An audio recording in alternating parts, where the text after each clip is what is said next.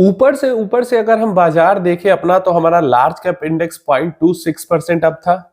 और जो इस घटना की बात हम इस वीडियो के अंदर करें, अगर वो घटना नहीं होता तो ये 0.5% से भी ज्यादा ऊपर होता हमारा लार्ज कैप इंडेक्स। नेक्स्ट जो हमारा मिड कैप इंडेक्स है वो भी 0.5% से ज्यादा ऊपर था।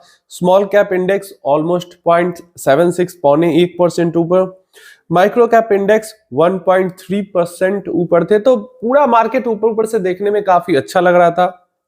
ऑलमोस्ट 5% से आज हमारा वॉलेटिलिटी इंडेक्स नीचे भी गया है।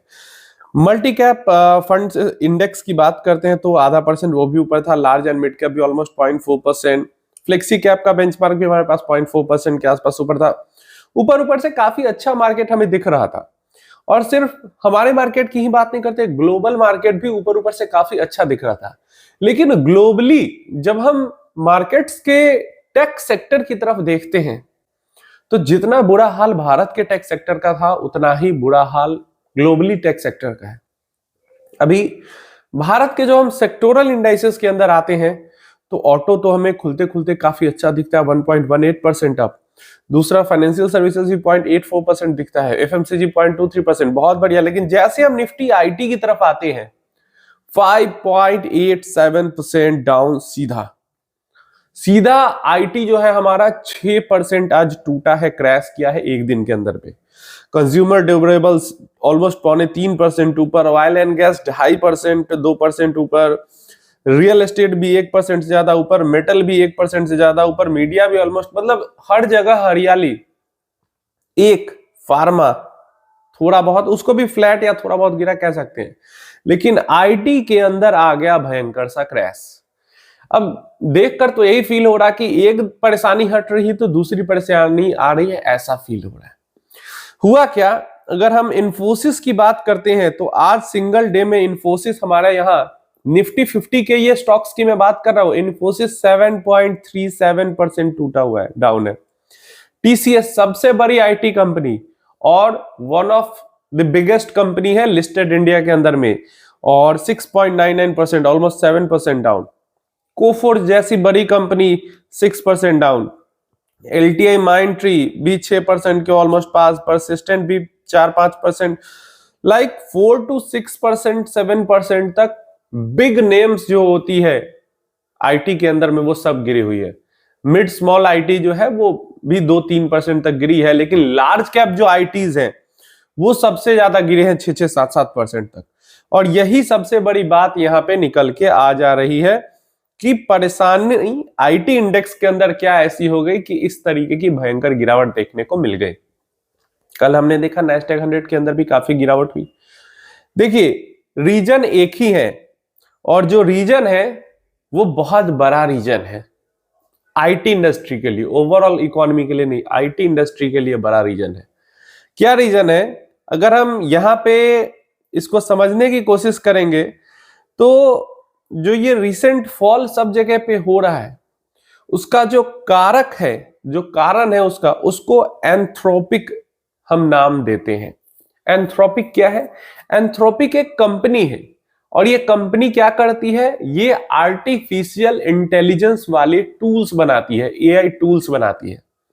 अभी क्या हुआ है, the recently updated artificial intelligence chatbot by Anthropic is being seen as the main culprit behind the tech sell-off, as investors worry it could eat into the business of IT services firms.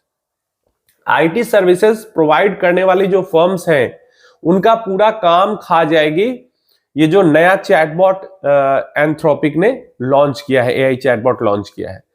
अब IT services India तो mainly इस पे dependent है, और India का पूरा IT service, IT sector ही इसके ऊपर डिपेंडेंट है। कुछ चाइनीज कंपनी भी ऐसा काम करती है, ऑस्ट्रेलिया की कंपनी भी काम करती है। तो हर जगह आईटी सर्विस वाली कंपनी है, और जहां जहां आईटी सर्विस वाली कंपनी है वहां वहां भयंकर गिरावट हुई है आईटी इंडेक्स में, उन कंपनीज के अंदर। और ये भारत का तो पूरा आईटी सेक्टर ही सर्विसेज पे टिका हुआ है, तो यहाँ पे और भयंकर गिरावट हुई है। अब ये जो इनका चैटबॉट है, अब देखिए, AI company Anthropic has released a new plugin for its cloud Cowork agent that can automatically handle task in areas like law में भी वो हेल्प करेगी, सेल्स में भी हेल्प करेगी, मार्केटिंग में भी हेल्प करेगी, डेटा एनालिसिस में भी हेल्प करेगी। मतलब जो काम, जो सर्विसेज हमारी आईटी कंपनीज जिस जिस फील्ड में देती है, हर फील्ड में वो जो उसका चैटबॉट का नया प्लगइन उन्होंने जो चैटबॉट में डाला है, वो चैटबॉट हर सेक्टर में वो सर्विस प्रोवाइड कर देगा। तो जब एआई कम खर्च में, कम समय में सेम सर्विस प्रोवाइड कर देगा, फिर ज्यादा खर्च, ज्यादा पैसा, ज्यादा समय देके कोई दूसरी सर्विसेज कंपनी से क्यों वो काम करवाएगा? समझ रहे हो? For service heavy IT models built on long execution cycles, मतलब वही जो मैंने कहा कि लंबा समय लगता है, linear headcount growth, this creates understandable near term anxiety. Cloud agents can now directly carry out tasks that previously required users to work through Salesforce or ServiceNow interfaces. तो जो अलग अलग कंपनीज, एक तो जो डायरेक्टली वो सर्विस मिल रहा है जिसके कारण, लाइक मान लो टीसीएस को कोई काम मिल रहा है सर्विस का, और वही काम ये एआई चैटबॉट कर दे रहा है, तो टीसीएस का रेवेन्यू हिट होगा, टीसीएस को काम कम मिलेगा। और दूसरा, टीसीएस जिन सॉफ्टवेयर्स का यूज करके वो काम करती थी, उन सॉफ्टवेयर कंपनीज का काम भी तो घटेगा, उनका भी काम गिरेगा। तो जो ये चैटबॉट, जो चीजें यहाँ पे दावा किया जा रहा है इस चैटबॉट को लेकर, अगर ये चीज हो जाता है, फॉलो आउट हो जाता है, आगे की तरफ कैरी फॉरवर्ड हो जाता है, तो भयंकर लेवल का ग्लोबल डिसरप्शन आ सकता है आईटी कंपनीज के बीच में, अंदर में। तो बड़ा यहां पे एक प्रॉब्लम ये निकल के आ रहा है।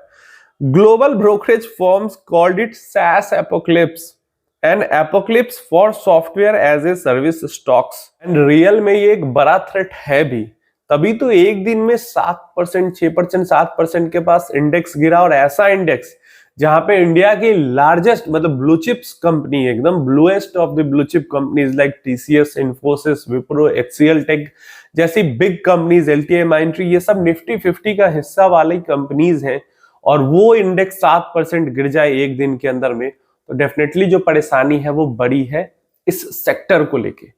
जैसे जो प्ले आउट होगा मैं आप तक अपडेट जरूर पहुंचाऊंगा। देखते हैं क्या होता है। अभी के लिए अब आईटी इंडस्ट्री के लिए अनसर्टेनिटी यहाँ पे बढ़ चुकी है, एंजाइटी बढ़ चुकी है।